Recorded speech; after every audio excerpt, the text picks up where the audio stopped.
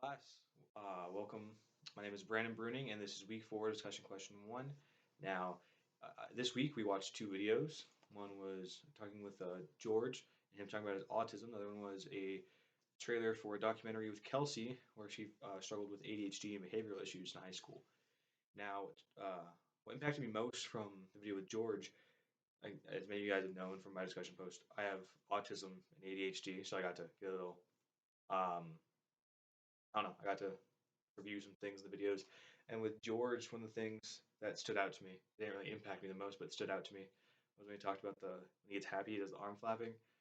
So, a little fun story for you guys. My senior year, we went to Disneyland for our senior trip, and I'd never been before, and it took a lot of money for me to go, or what seemed like a lot of money then. And I know that when I got there, I looked like a complete idiot because I'm some I was 17 at the time, so I was just some 17-year-old sitting with a bunch of these all kinds of schools were there for senior night.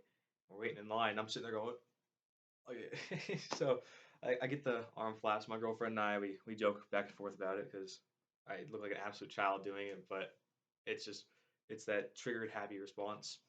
But another thing that really the thing that impacted me the most with George was probably when he said he was by himself. It's not that he doesn't want to play with you; he does. He just isn't.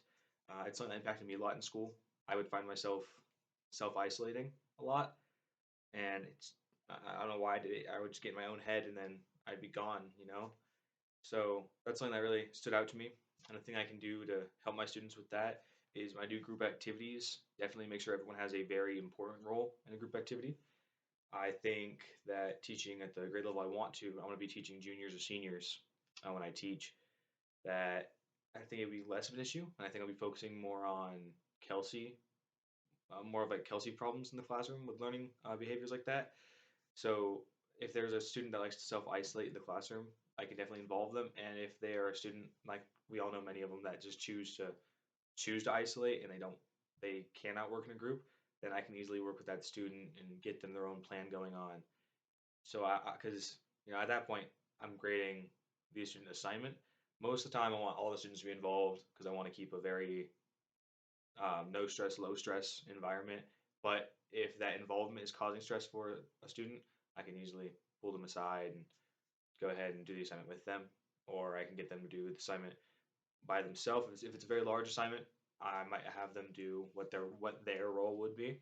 So I might just have them do their role separate from a group, and then go ahead and include it in the group. And then with the Kelsey story, the thing that stood out to me most was probably just that feeling of like I'm gonna fail. No matter what I do, I'm gonna fail. And before I got on medication for ADHD, a long time, I'm no longer on medication, but when I was, just before that, I was really bad in school. I was doing horrible in school, and I just didn't care. It got to a point where it was like I'm gonna fail. Oh well, what's gonna happen to me?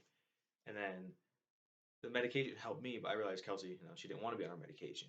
So she needed that social input. And once she started getting that help and started asking for help, as we saw in the trailer, she really started to get that overall feeling of worth. And once you get that feeling of self-worth, it really goes through. And I started seeking self-worth in my academics. So once I started performing better, that's when I get praised by my parents or my teachers. And so I started really working towards that academical praise. Academic praise. And it really shaped me to who I am. So still I find a lot of worth in doing the best, which isn't very healthy. It can tend to make me very prideful, but just trying to be the best in the class is what gave me a lot of worth throughout different grades. And then a way that I can make the students feel accepted is especially with these learning behaviors, learning disabilities. I have them both. So I think I'll be able to talk to students about my experience to show them what I did, and hopefully they will feel more on level with me when it comes to like the learning abilities. And with that, I'll be able to connect with them better and hopefully help them better. So yeah, there you go. That's my week 4 discussion question 1.